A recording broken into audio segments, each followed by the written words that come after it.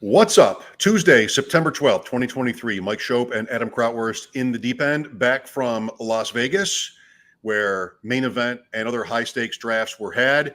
I barely saw Adam on this trip. We flew out there together, and then we went to one dinner, never drafted together. It was just sort of weird like that. Adam's at parties, Gucci Mane rumors, and I don't know what, bottle service.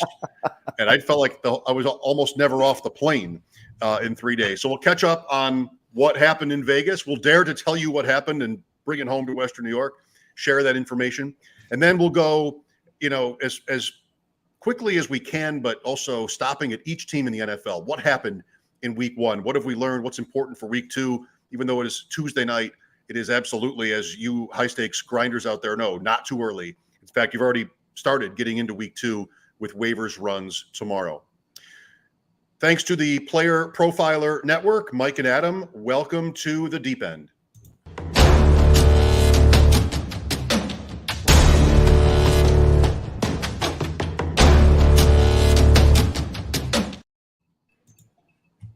Listen, what happened to Gucci Mane stays at Gucci Mane. Okay, I cannot confirm or deny any of that hearsay. Louis G told me who he was. I'll say that. I didn't know who he was. All right. We're talking about how much time we have tonight. Before we started, I showed this to Adam. As you can see, this is an hourglass, and Adam thought it was an abacus because, like in my house with my kids who are 13 and 12, anything that happened before they were born, they refer to it. I think I've mentioned this to you, Adam, back during the potato famine. Basically, my wife and I grew up during the potato famine. So Adam I grew up during the potato famine, where we had things like an abacus and an hourglass, and also a pendulum was mentioned. So, yep, this is an hourglass. I don't know if it's an hour, but we'll find out. We'll find out. Let's get it rolling. Let's get it rolling. You know what you see. Yep. So, Vegas, like draft-wise, successful, you think? I mean, sure. I like the teams, and then J.K. Dobbins strikes. We'll get into that in a little bit, but I had a great weekend. Lots of high stakes stuff out there. I usually don't do a ton of main events because I like to do the higher stakes stuff out there and make some main events a little earlier. But yeah, it was a great week, drafted with some tough competition, and I really enjoyed it. So hopefully we can get back in our winning ways week two here. And I apologize for the internet. I don't know what's going on, but we'll get that figured out before next week. You seem fine. I've got a funny reflection where I can't seem to move the light to keep that. It looks like it's like just sort of reflecting off my lens in a weird way. How do you like Adam here? I dabbled in the main event, but I like the higher stakes settings than the main event. That's right. It gives me that rush. Although I did two auctions. I did two 5K auctions back to back, and they were like 3.5 to 4 hours a piece. And I just couldn't even. Once you get to those dollar players, it's like I just want to fall. It's a grinding, grueling process. So, shout out to Jack Hahn, who's like a Hall of Fame, auction player. The fact that he can just do all auctions and get through it is incredible. There was an opening for the Friday morning auction before I had another game. The best ball draft I had signed up for with John Daigle was canceled because it didn't fill.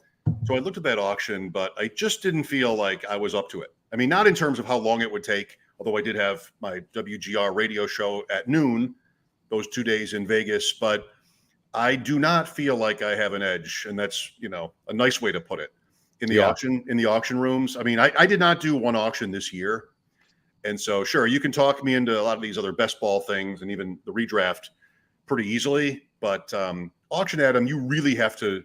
What you explain it, like how much more knowledge do you need, or experience, or just what is required to feel the kind of confidence you would feel in these other drafts in an auction draft?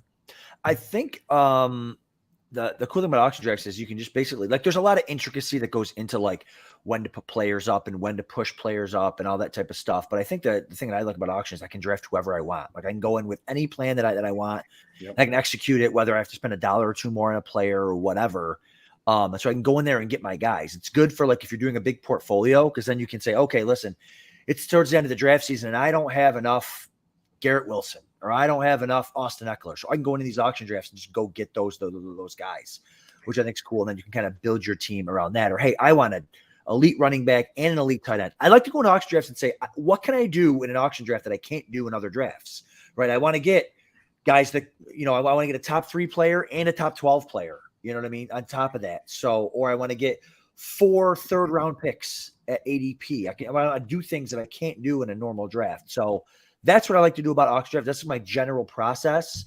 But as far as like the intricacies of auction, I think that just comes with playing it. You can't get better at it without doing it. In the end, do you feel now like you do have enough Garrett Wilson, by the way? Just gross. Just another one. Another one. Garrett Wilson just took a big L this week, unfortunately. But man, I felt like my 3 biggest guys I've been pumping for 6 months is Garrett Wilson, J.K. Dobbins, and Deontay Johnson. And it's like, oof, wow. What a weekend. What a start. Start. Johnson is a few weeks. Dobbins is the year. Wilson is maybe okay. Like they're going to have to regroup with the Jets, and we'll get to that. But right now, I mean, pretty much all of us, especially if you're in multiple leagues, like I would think most of us are, you felt some pain. You probably had enough teams to have teams with all these guys on it, right? Aaron Jones or whoever else. I mean, there were so many injuries. I know that's like pretty normal, but man, just sort of one after another. Chris Olave goes to the tent and comes back. Mike Williams then comes back, which was more what the preseason seemed to be like. I mean, how much trouble?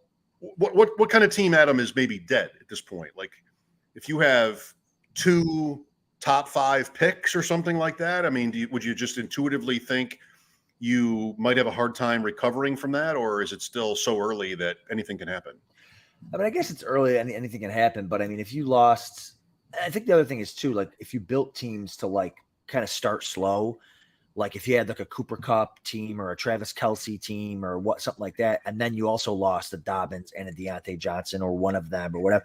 Like I think it's just one of those things where you got to kind of look at your team, and that affects what you do with your fab, right? Am I going to go all in? Like if you like, I think I have at least one like kind of hero RB J.K. Dobbins teams where I'm all in now on Justice. Like I have to figure this out quickly, and so it's team by team. Again, it's early, but man, if you drafted Cooper Kupp hoping he'd miss a week and he's missing 4, and then if Kelce misses this week, this is one of the worst weeks, like I think opening weeks you've ever had, as far as like I think in the last couple of years that we've started slowly, but there's been scoring, but it's been from players that nobody had. This week there was just no scoring. Like the elite quarterback stunk, the elite tight ends either didn't play or stunk. The couple top receivers did really well, but if you went heavy receiver, a lot of receivers, goose eggs, T. Higgins, and the list goes on and on of the guys that just didn't do. Christian Kirk and guys that just complete zeros. It's right. It's wild. And so hopefully week 2 we can get some more scoring from the guys that we actually drafted. FFPC waivers, you're dabbling in week 1. The later you draft, the less dabbling you need to do. But then Kelce goes out Tuesday and the injury, Thursday game, teams with Kelce. One of our teams with Guilds has Kelce on it. What are we going to do Wednesday night in waivers? And then the Andrews development, where Friday it was like he's not going to play Sunday. It looked like it might be the same for Waller and Kittle by the weekend. They end up playing, so you start them, and of course you'd start Goddard and Pitts, who are not injured, and who had the best week of any of those guys? Waller at 3 for 20, right? Of the top 6 guys, including Kelce and Andrews. Holy cow! Freiermuth 1 catch, maybe the touchdown, at least, and he was hurt. It's just on and on. The rookies were where it's at. Nobody amazing. Musgrave almost, but it's just been that kind of a start at tight end. Well, I'll show you the bare knuckle board here. We've talked a lot about it. This is the Thursday night after the opener. So after Detroit and Kansas City ended, 12 of us poured into a ballroom. Actually, a lot more people. There was quite a crowd there for this year. I showed up. Even Adam. Even me. Want to say hi to our friends over at the Goat District, by the way. Thanks to JD and the boys for their friendship, seeing them in Vegas, and they're nice to drop in and sabotage our backdrop here. Yes. So you draw playing cards to determine draft order. You don't even have that kind of time to prepare. It's 28 rounds, 30-second clock, no notes, no pen and paper, no phone. You're doing it all from memory. And I drew the ace.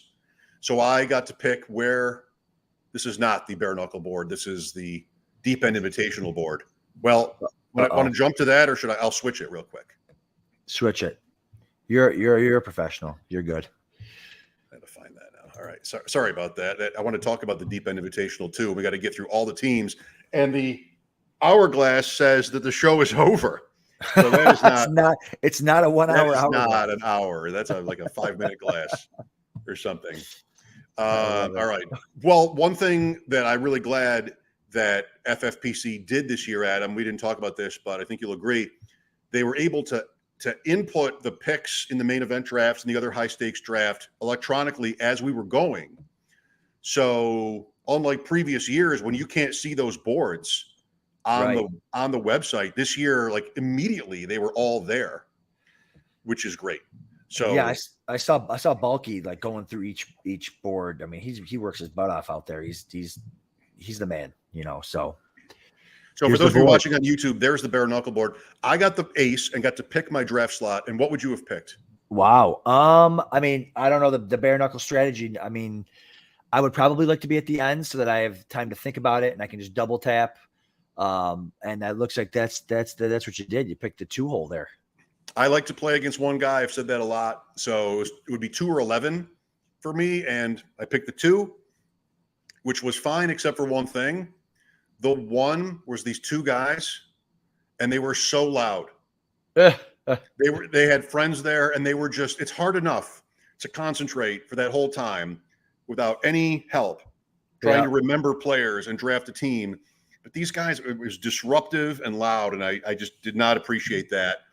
At one point early on, one of the administrators, she saw me getting agitated and she said, "Do you want me to do anything?" And I just made the decision. This is like round 6.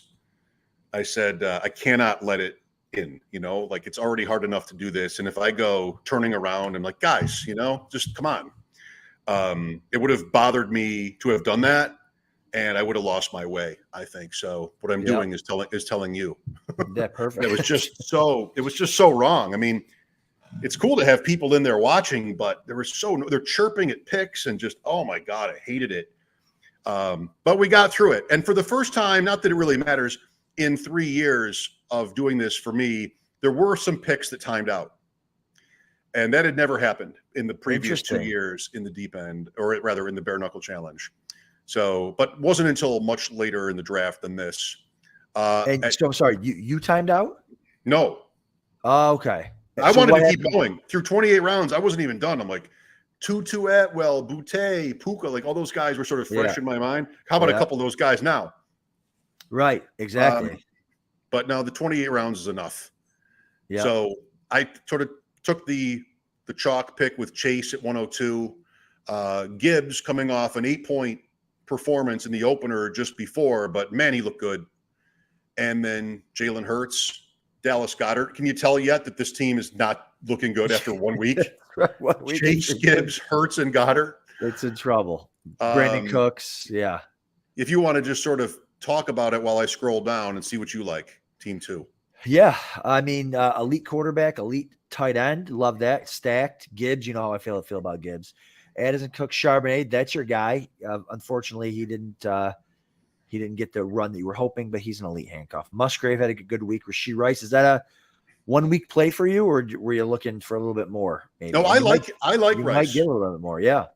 I mean, they're looking for people that can get the job done there. And how did Tony do? How did MVS or Sky? How did Sky Moore look in this game? Rice, only a rookie, but he did score. He was not in the field that often or get involved in that many targets and routes. But one thing about you always hear is sort of the analysis of that, but how did it go? And, he delivered for them. So I like having him. Yeah. Zeke Elliott got more than we had thought, but you've been on Zeke Elliott for months. So that's good. Ford, we'll talk about him in a little bit. He's the clear back up there. So that's nice. Knox had the more targets, the same amount of targets as Kincaid. So that's good. Hall's on the IR now. That stinks. That happened? I think Hull might be on the IR now. Evan Hull. Today? Yeah. He got hurt in the game. Yeah. So I think he's the 4-week IR. I don't think the full season. Okay.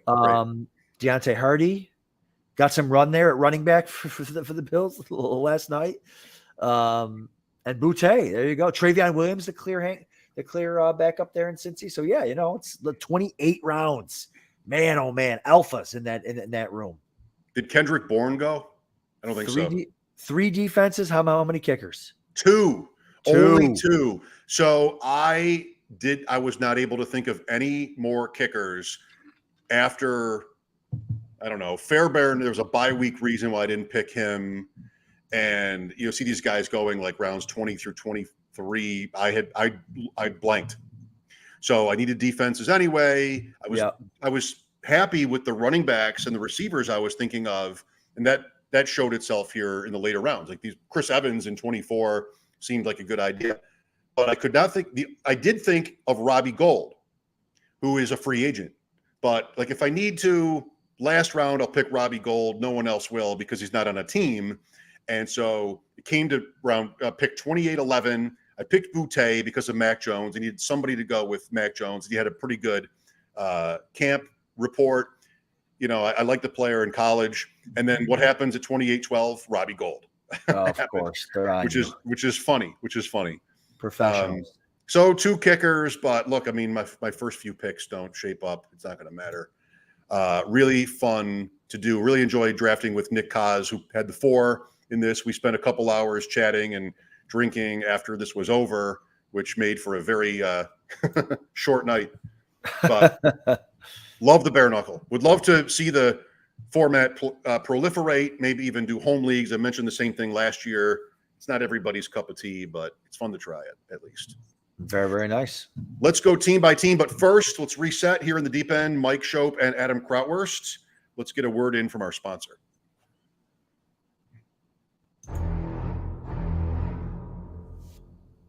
Hey, so many ask me, what's wrong with sports books? Why so many of them fail? The answer is simple. They don't innovate.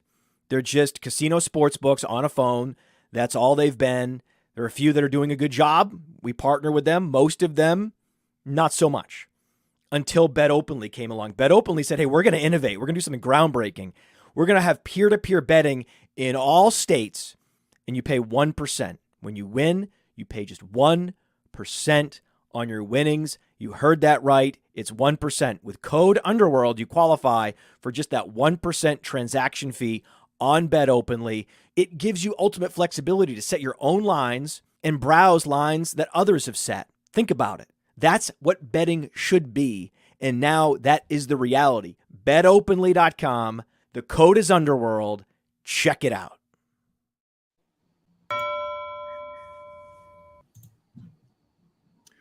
All right, before we go team by team, I did have, by mistake, the Deep End Invitational League 1 draft up on the screen before us. You got a peek at it before we switched over to the bare knuckle.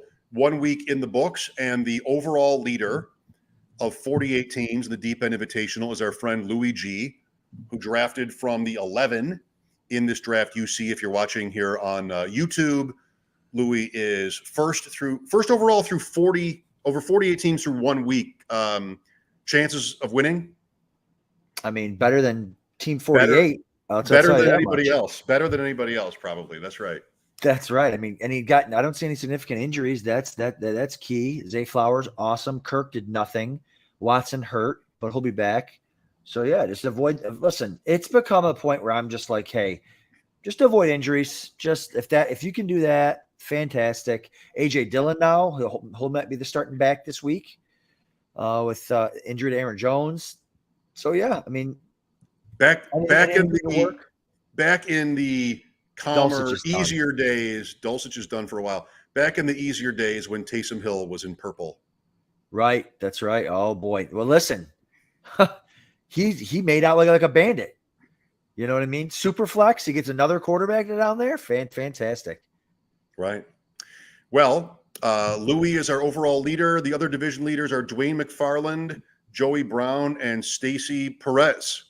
Through 1 week at the Deep End Invitational, we'll have a tweet about this on Wednesdays throughout the season. Each division winner wins a credit for a Fantasy Pros ticket next year, and the overall winner wins one for the FFPC main event.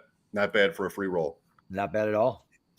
Adam, there's only one way to order the teams when you're talking about NFL teams, and that is AFC, then NFC, East, North, South, West.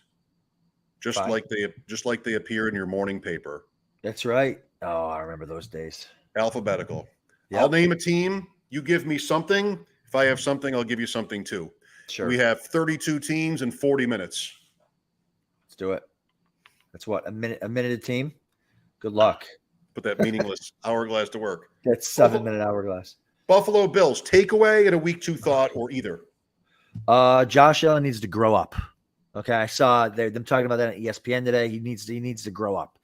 That's not really a fantasy to take away, but listen, the whole team rides and dies with him. These guys are wide open. Stephon Diggs is wide open all the time. He doesn't even look his way a lot of the time. So, again, Jets really tough defense on the road, but Allen will probably be fine for fantasy wise. Diggs will be fine. And we'll wait and see.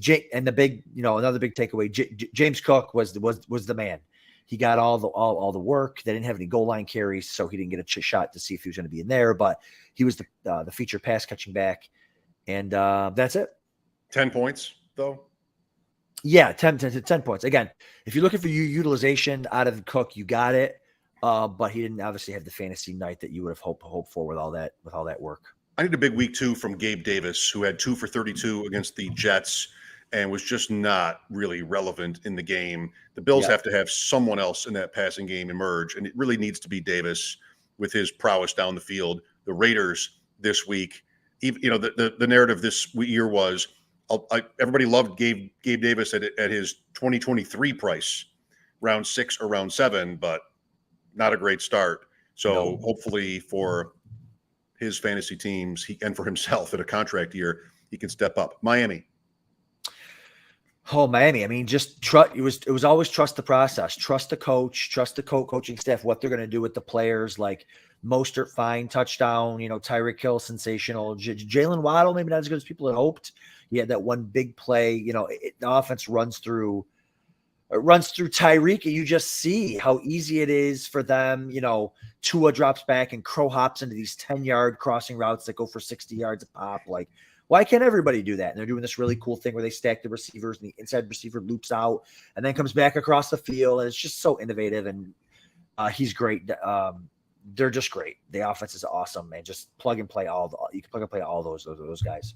FFPC, I think Durham Smythe is an ad. Rarely drafted, but he was relevant in their offense. So was Barrios, but I'm not going there. The efficiency, tremendous in that opener, all Tyreek Hill. But they did use Smythe, who was just, we went through the summer just not even caring who Miami's tight end was. And again, with tight end so volatile, FFPC format, Smythe will be an ad tomorrow. New England. Mac Jones, how many times did he throw? I mean, he threw over 50 times, I think, in that game. Oh man, Geno Smith loses his left tackle and his right tackle. Like, if you got some of these Daniel Jones, that old line looked horrible.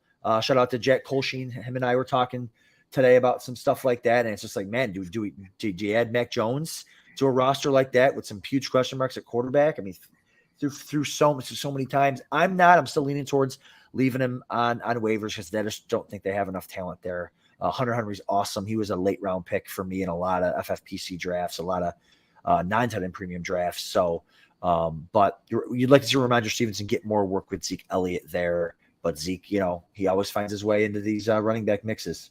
300 plus yards and 3 touchdowns for Mac Jones. Good as a rookie, better coordinator. I mean, how could it not be than last year in the rain against Philadelphia? I like it a little bit. He's my most owned underdog quarterback this year, Jones, at the end. That's the Bills. That's the correlation and stuff. But I feel much better after week 1. And Elliott is relevant there, but Stevenson, I think, is fine. Of course, you're going to play him. Jets.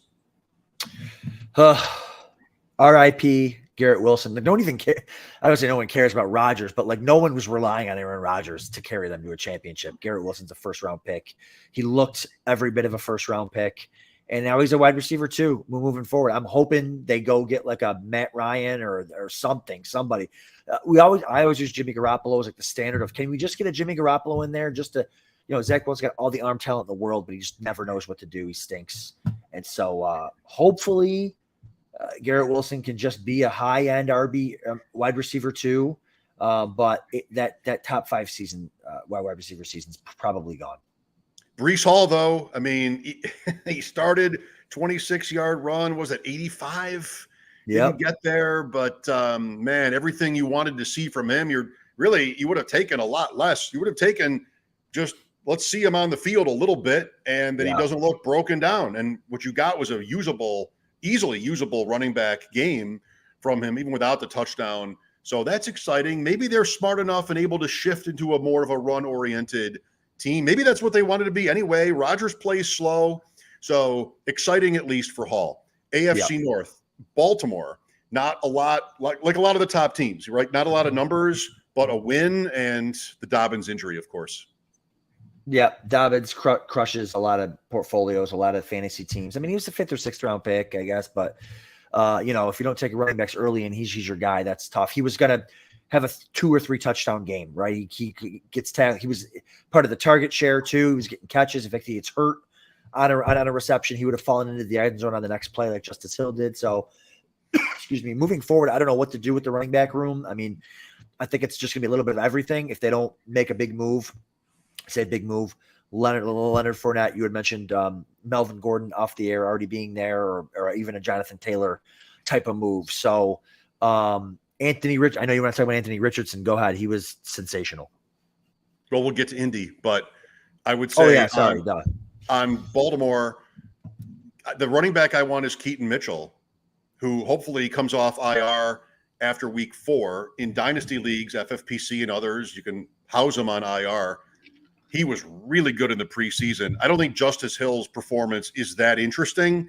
A couple of goal line carries. They could do anything they want there with Gus, with Gordon, with Lamar Jackson. I think Hill is kind of like Damian Harris in Buffalo, where the quarterback can score and run, and they want to pass more. I think Justice Hill will be way more expensive than I'm willing to pay. I did draft him a lot in the last couple of weeks because I think maybe he is the second best guy there. But I'm excited for Mitchell, and if Baltimore can make it to, I think they have no use for a Fournette. Gordon is there. So Keaton Mitchell, welcome to the deep end. That's my recommendation. Bengals. What happened to the Bengals? Who knows? Pouring rain. I mean, who knows? I mean, again, that was a game I didn't get to see a lot of. Watching it out in Vegas, there was something with they weren't showing the game in Vegas, so it was only bits and pieces on the red zone. But it was nasty weather, and I mean, there's been no word that Burrow's still hurt. So I think it's just a game you just chalk up to week 1. That was this entire week 1 season, and I'm sure they'll be back. I think Travion was the clear backup there. I think that you can take that out of the situation. And Burrow only 82 passing yards, but Travion 28% of the carry, so he's the clear backup. I like that. He missed a lot of time in the summer. We didn't really know. We thought it was Chris Evans maybe, but good point on Williams. I'm not worried about the Bengals. They did seem to have a tough time interior offensive line, like Myles Garrett, those Myles Garrett clips. So that's the kind of thing that can wreck your season. Think of the Rams last year if it doesn't get better. I'm not worried about the Bengals, but Baltimore this week, playing Mixon, playing Higgins, you sort of where you were despite what happened. Cleveland in the same game, Watson I thought was very sloppy.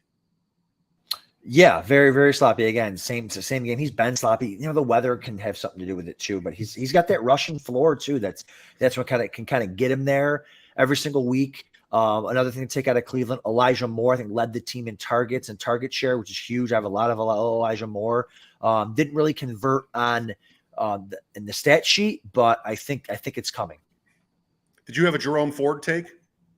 Oh yeah, Jerome Ford. I saw he's the clear handcuff there too. He's in the Kareem Hunt role. A lot of it. I think he's got about 80% of the Kareem Hunt role from the last couple of seasons. So he's a guy certainly worth we're owning. He's the guy to own. God forbid Chubb were to go down. And he might even have a little bit of standalone value there, kind of like who Kareem Hunt did. Njoku, tight end, no production in this game, but his usage was really good. So I wouldn't be down on Njoku after week 1. Pittsburgh, disastrous. Najee, nothing. Warren played 2, but neither was active at all. Deontay Johnson injured. Pittsburgh. I know it's gross. Warren and Najee they're being mixed in together. The gap's closing between the two of them, like we've kind of seen. And Warren is he's the pass down back, the long down and distance back. So again, I mean, it's tough to tell. Their excuse is they played the Niners, who are probably a top 3 team in the NFL, maybe even top 2. Just talent absolutely everywhere. Brock Purdy reminds me a lot of Tony Romo, the way he just moves around and kind of 3/4 throws and just out in space. Anyways, back to the Steelers. Yeah, it's just a tough defense there to kind of deal with opening week. Now, this is Pickens' opportunity. So we've been waiting for. Pickens has it to himself. Deontay Johnson hurt. We'll see what Pickens can do. Allen Robinson probably worth a waiver ad. The ghost of Allen Robinson returns. Purdy, unlike Romo, at least was drafted. Right. By the way, right. With the last pick of the draft. Right. I don't know. That was bleak. They have the Browns Monday night, one of 2 Monday night games in week 2. AFC South, Houston. Hard one. Yeah, hard one. I'm like, I mean, just Houston. Whatever, right? Wait. I mean, nobody told me we'd talk about Houston tonight. Houston who? Who's Houston? Astros? That's right. Nico looked good. Nico Bico, but he looked good. Sorry, too soon. I know. I'm sorry. But he looked good. Again, he's rising there. He even looks the part too. Like he's very tall and lean and athletic. Like he looks like he's ready to pop. And so I really like that. Pierce getting involved in the passing game, had him out at wide receiver a couple times, had a nice catch, almost broke a tackle and had a big gain. So I like them. Let's see what they got going on, but I don't think they're going to be as inept as we thought they might be. I have always liked Pierce as a draft pick. The whole offseason, when his name would come up, I would be sort of bullish, but he came off the field too much. Mike Boone, they're going to have to be not terrible for Pierce to pay off. Like no matter what kind of usage, even if it's not mitigated like that, they're going to have to be okay in that division. They have somebody. They might have Indianapolis this week. They have somebody in the division this week. And, Baltimore on the road was the toughest matchup in week 1. Houston is at home to the Colts. Pierce, this is a big week for Pierce for me in fantasy. Like he's got to play more, score, be good. The premise on Dameon Pierce is bad team, but a good player with full volume. And we'll see if we get that in week 2. The Colts on the other side of that game. Loved watching Richardson. Could have been better at him. Like he threw kind of a bad pick, but even after that, the garbage time kind of stuff, he completed passes consecutively. They drove the field. He got hurt on like the 3-yard line, not serious, but kept him out. I mean, he was quarterback 2 anyway in his first start. So super excited about Richardson. Yeah. QB2, he didn't look terrible passing the ball, like you said, and they ran a ton of plays. Like that's the big thing. Like they weren't some slow, methodical, like they ran a lot of plays, a lot of no huddle. So man, let him cook. I'm happy. We've been on Richardson all off season, and he's the guy, man, that Konami code, the cheat code that hopefully you all were drafting. Jacksonville by 1:15 on Sunday Eastern. I was already sort of fretting my entire summer not drafting more Calvin Ridley.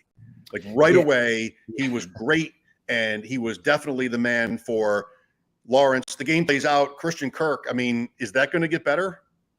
I think it is. It's just week to week. There's so many. That was my thing. There's so many weapons there. Was there going to be an alpha dog there? And you're right, it is Ridley, but I think it's going to rotate between, Evan Ingram and Kirk and Zay and Etienne. I mean, they can't get them all going, but I think each week, based on matchup, based on just luck of the draw. But I think Ridley's the guy there. Zay Jones has got to be in. Comes in above Kirk. With what happened in that first week. They have the Chiefs and are a 3-point underdog at home, Kansas City in week 2. I think the Jaguars, back to what worked for them last week. It's a lot of Etienne. Really nice week 1 for him. Yep. Bigsby scored too. Tank. Bigsby scored. He had that fumble play that Indianapolis scored on. Not a great day, but he's somebody at offense. Zay Jones is still going to be undervalued. Yeah. What was all summer. He's number 2. in that pass, I think, clearly right now. So next is Tennessee. Disastrous game. I saw more of this game than I wanted to. Ryan Tannehill, the idea here was that he's still there. They're going to try to win games. And so Derrick Henry, he had a horrible game. He had the worst quarterback game I saw, except for maybe Daniel Jones. I don't know. Daniel Jones more had no chance. Tannehill was, had some time to throw, and he just kept missing. Okonkwo could have had a day where he's like the tight end standout, but his quarterback was so bad. And Burks really didn't get much. I don't know. Like, that has to change quickly. Yeah, I mean, he's a veteran quarterback. I mean, he was horrific. I mean, he's really bad. He missed Chig on a wide open 40-yard walk-in touchdown. Like, so he's going to get better. He can't get worse than that, And Hopkins had, high to target share. I think 36% target share, something like that. So I think the pieces will be all right. Burks ran 97% of the routes, so he's clearly healthy. They'll be better, but obviously you don't love to see that. AFC West, Denver loses at home to the Raiders. Now they're home again to Washington. Big game already for Denver. Anything interesting here? You mentioned they lose Dulcich. Yeah, Dulcich is kind of the big one here. For a couple, I don't think it's the season. I think it's 4 weeks, but yeah, I mean, not much to say. I mean, Wilson still, doesn't look as horrible as he did last year, but doesn't look great either. So, Judy didn't play obviously. So let's wait and see when they get up and healthy. But Cortland Sutton doesn't do much. It's just an offense to kind of fade right now and probably for most of the season. I'm not sure credit is really deserved, but I'm going to beg for it. Adam and I have a Fantasy Pros team with Andrews, needed a tight end. My top bid, I did the bidding on this team, was Troutman. He gave us 10 points, which is better than a lot of other guys. And now he's the guy. Yeah, and the Dulcich injury factored into that too. But, Sean Payton brought in Troutman, decent enough start after some good preseason hype. Kansas City, we talked about Rashee Rice for a minute. What else? Noah Gray, is he a keep or a cut? What do you want to do with Noah Gray after week 1? I mean, he didn't do much of anything. Listen, you say about a team that dresses 7 receivers. When you dress 7 receivers, you dress no receivers. Okay, that's what they say. So it's like you just don't know what to do with all those guys. I mean, you can't really start any of them happily dropping passes all over the field. They looked terrible. Mahomes looked fine. They just dropped so many passes, and once Kelsey gets back, they'll be fine. I was about to lose my mind when they started the game with CEH, the first series, and then I don't think he came back on the field the rest of the game. So we'll see. But they eased kind of Pacheco in. He didn't, he's not a great running back, but I think he'll get enough throughout the season. And there's not that much to see here other than they need to get Kelsey back quickly. Hold those guys like Tony and Sky Moore. You never know. I mean, best ball, you're not going to do anything, but I'm excited about Rice. Let's see, LASLOS. Vegas. The Raiders win. Nice day for Jacoby Myers, one of my favorite mid to late round receivers, round 12 thereabouts in drafts. He had a super first game. He's good. He's always been good.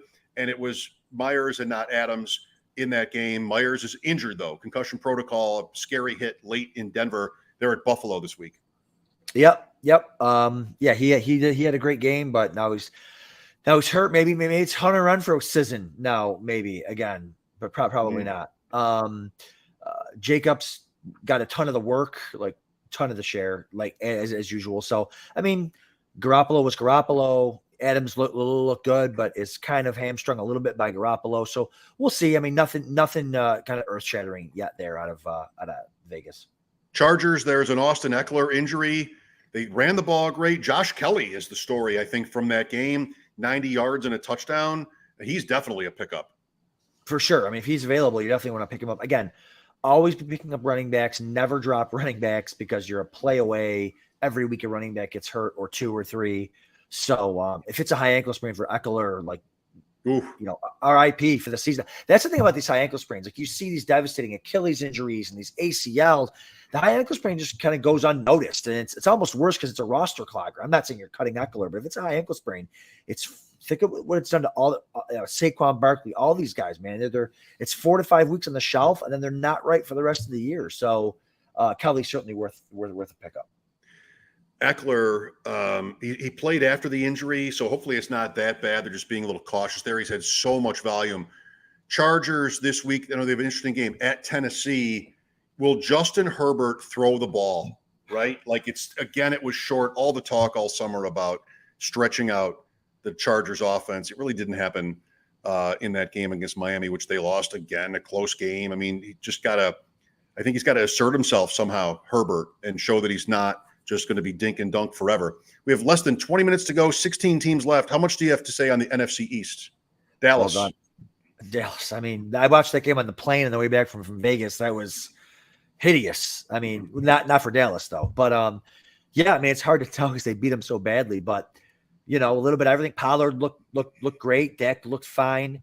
CeeDee Lamb would like to see a little bit more out of him as far as fantasy points are concerned. But yeah, I mean, nothing special come out of there yet. It's good to see Pollard get in the end zone and be the feature back. Twice. That's right. The Giants, a nightmarish game. What kind of clarity do we have on receiver after this game? And they could not protect Daniel Jones. Barkley was whatever. You could have anybody back there. I mean, that'll get better. Awful matchup, pouring rain. Everything went wrong. They got behind. Waller, stay healthy. I was picking up Bellinger in some leagues on the possibility that Waller is just broken. He did get out there and he lasted the game. But Bellinger for me is pretty good. So if you have a spot, I kind of like him in case Waller does break. Yep. No, I completely agree. It's, they're not going to get worse than that. It was the oddest. Like they looked totally unprepared for that game. It was weird. I got an Eagles take. You know it. Ooh. So it's a sharp organization. Rashad Penny, a curious, healthy scratch. It's Gainwell in the rain in New England, and then Swift, who barely played as the backup. Boston Scott a little bit.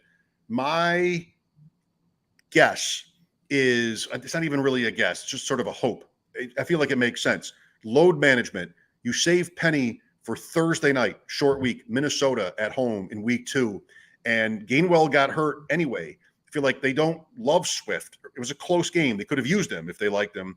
I told you today, and I tweeted it, so I meant it. I was not afraid to say it if I tweeted it. I think if Penny is active, you could play him. You could start him in fantasy. If Gainwell is out, you definitely do.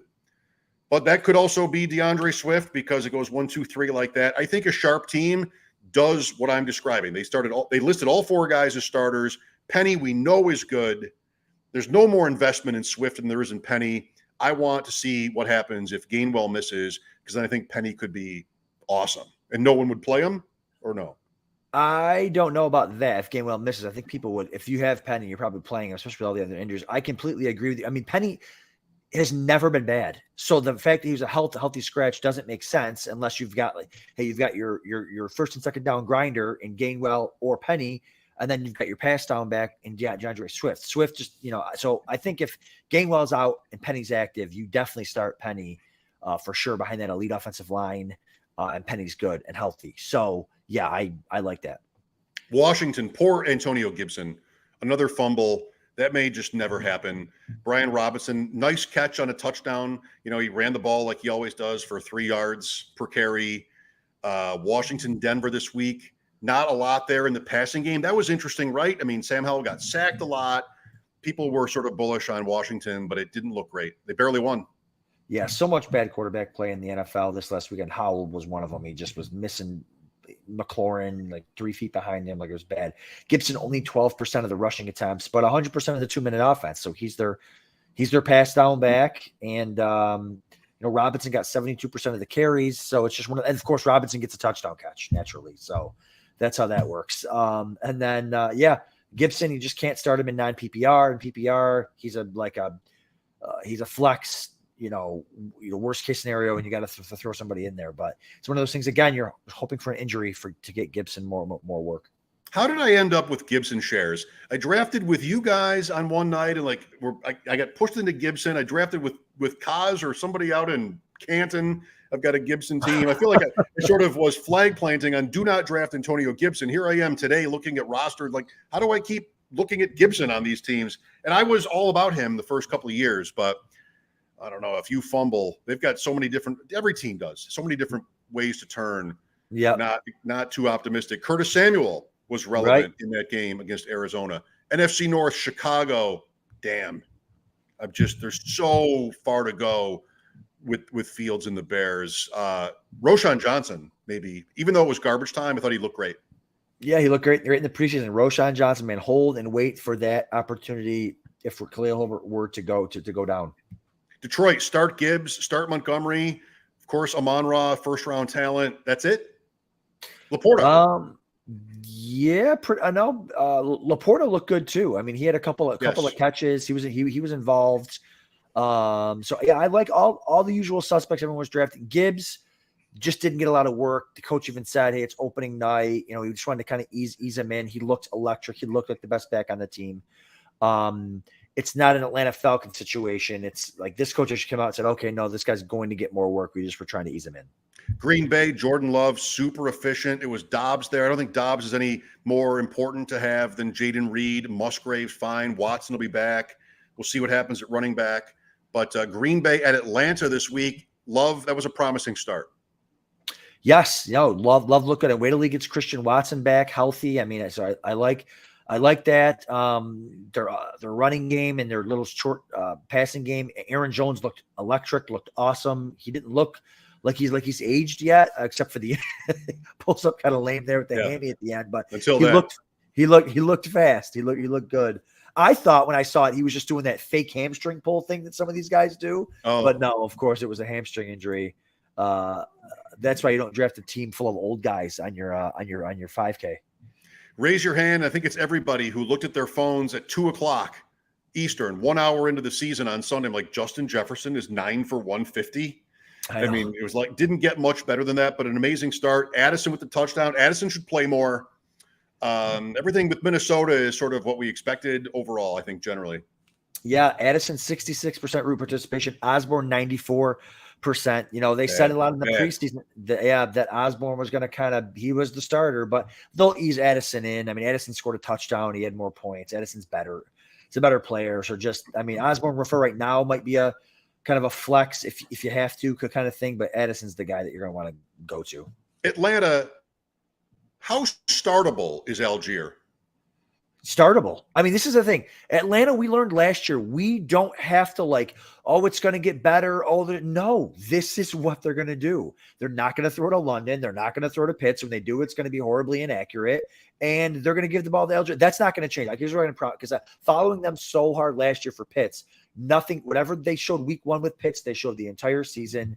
Algier's going to be heavily involved. I'm not saying he's going to get every goal line carry for the rest of the year, but it's just what they're going to do. I mean, how Bijan looked incredible. That touchdown catch, spinning, making guys miss. Clearly the better player, so naturally Algier will get most of the work down by the goal line. So that's just Atlanta doesn't care. The coach doesn't care. In fact, he loves it. He loves the fact that he can give Algier 18 touches and Bijan 16 touches. You know, now Bijan had the 82% route participation, which is elite, which is awesome. You want the pass catching back. Now, if Bijan was the pass catching back and the goal line back, we wouldn't be worried at all. But they showed that he wasn't the outright goal line back. So still, where does Algier slot in, Adam, in running back rankings, like for the rest of the season or week to week, however it's better for you? Is he above James Cook, Damian Pierce? Is he there? Is he that high where Atlanta's running game is so prolific, weak schedule? You feel like Algier, who is good, we think he's good, is sort of on that level. Javonte Williams, is he right there in that cluster?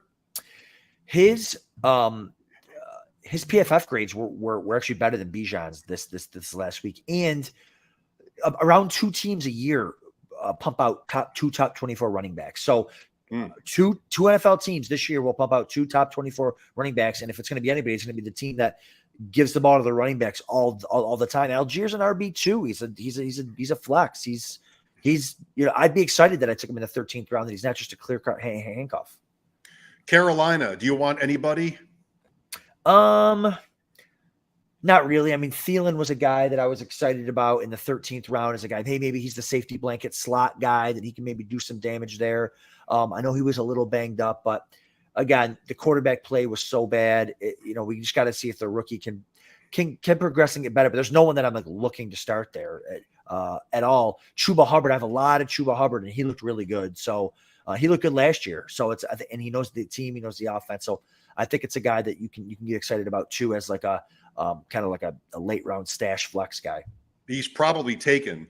Like Sure. there's nobody on Carol like Chenault. There's nobody on Carolina. Terrace Marshall. I don't know. That's a no for me, dog. Yeah. They host New Orleans on Monday night. Rashid Shaheed, good, Yes. relevant. I mean, I'm not sure he is exactly above Michael Thomas, but that clip where Carr sort of leans into him, game on the line, the speed is there, the trust is there. Shaheed should be owned. Yeah, they had him coming out of the backfield. Yeah, if he's available, go grab him for sure. You know, it was unique how they used him. Olave still the guy there, for sure. And Shaheed 89 yards and a touchdown. Juwan Johnson 82% route participation. We love Juwan Johnson in the preseason. So he's at tight end 1 usage right now out of Juwan Johnson. Tampa Bay, nice win. Evans and Godwin, I mean, you're sort of where you were already. Evans gets in the end zone, 6 catches. Godwin 5, fine. Feels almost like a ceiling for those guys, though, in that spot. So not too excited. And the running back efficiency numbers are terrible.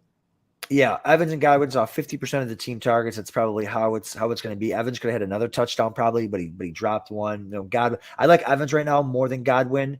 I think his ceiling's higher in this offense. Yeah, Rachaad White saw 100% of the team's red zone play, so that's good, but just not efficient. Didn't look great. It's just going to be a lot of people were predicting kind of a breakout season. We'll see, but didn't look great for them week 1. Arizona, James Conner played a lot, didn't really get any sort of numbers, but usage-wise, it was sort of what we're used to with Arizona and Conner. Zach Ertz, Adam, like desperate position, maybe. I mean, he dropped a touchdown. I mean, it was a little high, but the old Zach Ertz or the younger Zach Ertz would have caught that. And so yeah, I mean, it's just a team that Dobbs. I mean, it's a team that I not want to invest in at all. I don't want to have to start any of those guys. I wasn't really on Marquise Brown. I certainly wasn't on James Conner, but here we are. The number 1 pickup team has got to be the Rams. Kyren Williams, Puka Nacua, Tutu Atwell. Yes. Usage, great. Stafford was great. Dominant at Seattle. They'll play easier teams than that. Without Cooper Kupp, I'm sold on all 3.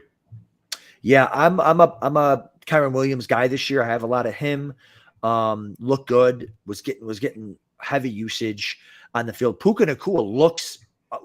They've been singing his praises all off season, but it's like, oh, okay, let's see what he looks like. He looked legit. He looked like he belonged. He was fiery. He looked like he knew what he was doing. It wasn't luck. It wasn't broken plays. He was route running. Like, man, Cooper Kupp has been. You can tell he kind of looks like Cooper Kupp out there. He's gonna be good, I think, for 3 or 4 weeks, and then we'll see what happens when Kupp comes back.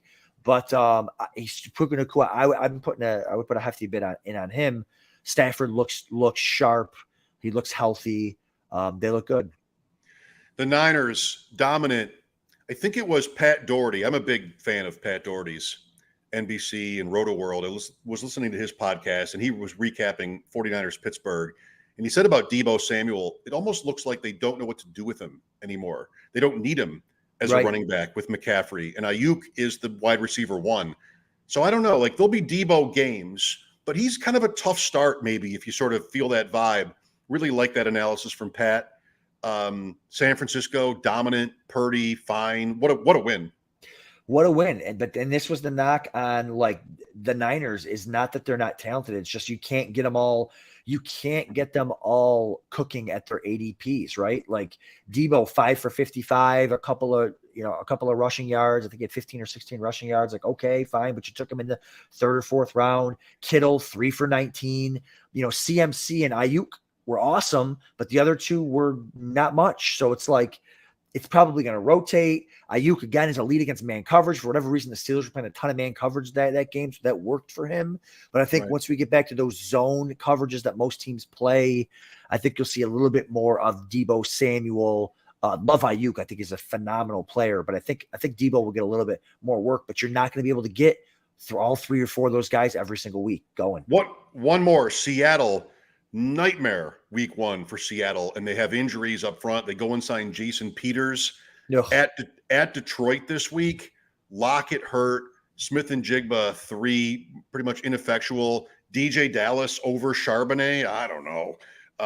Nice for Walker, but let's see Geno Smith sort of click back into last year, and hopefully he can lift Seattle back up. Would love to see them have a good game in week 2. I mean, they lost their right tackle and their left tackle. That's going to be so tough, and they were good, pieces to that team. Lions play. I mean, this week coming up, Lions play a lot of man defense. So I think this is a week where Lockett. I mean, Lockett dropped a touchdown last week. It was contested, but he should have caught it. So they love some points. I think it's 7 second-half yards. I think something stupid like that. It's like impossible. I think they'll get back going, but man, they need to protect Geno to get this offense moving. There it is. 32 teams. The hourglass is yet to run out, as you see. So we were pretty fast there. As this thing is still, I haven't touched it at all. Well done. Yeah, that's right. Not once. Not once. Please like and subscribe. That helps us grow the show, more people to find it. YouTube, Spotify, iTunes, wherever you get your podcasts, and Twitter at DeepEndFF1, at Adam_Krautwurst. Adam is prompt to respond to your questions and comments, and I am less prompt, but I'll do it. At Schopp Talk, SCHOPPTALK. You'll find me weekday afternoons at an Odyssey station in Buffalo, WGR Sports Radio 550. And that's it, right? Any final thoughts? No, let's get to setting lineups and doing waivers. Exciting. Let's get to work. Thanks everybody for watching and listening. See you next week in the Deep End. See you guys. Hey, I want to take a moment to thank you for tuning in. It's important to me that all of our media be free. This is only possible because of you allowing a true independent sports media enterprise to thrive unlike any other in the business. So please subscribe to the All In Package to continue to make all of this possible, to ensure that all of our stats, information, data, content is available to you, especially you, the people that get the site and get the show.